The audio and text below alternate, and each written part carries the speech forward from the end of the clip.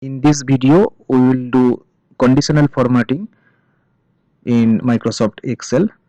Suppose here these are the values. Here, suppose there are two columns, value 1 and value 2. If these two values are equal, then it is coming true, or if it is not equal, then it is coming false. Suppose I need to highlight in color whatever values are coming as true. We need to differentiate by color between true and false. So it will be easier to understand which are true or which are false. So for this, we need to go to this conditional formatting, and we have to set new rules over here. So this is new rule, and go to here, format only cells with, there are different options. We will select this specific text. So the cells which containing, I need true, particular for this, and we need to assign the color here. So click here, format, go to fill, and we can assign a color here, and click OK. Okay, so this is true. Suppose in case of false,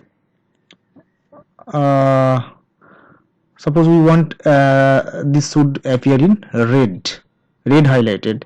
So again we need to set the rule, another rule. So go to a new rule.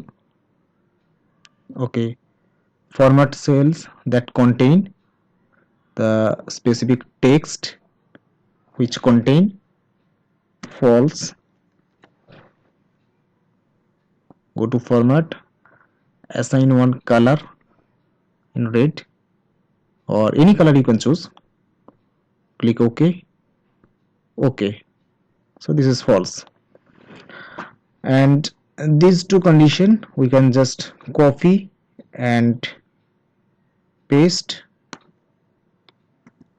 You can see automatically it is coming, the color is coming. So any number of data here, you can just copy and paste this formula. It will automatically take this conditional formatting, this rule, because this rule already set over here. So it will be applicable for all the cells whatever selected here. So this is how to differentiate between true or false, or it may be correct or wrong, or yes or no.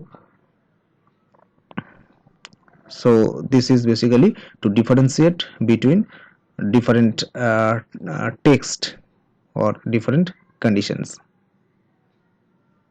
And to clear this,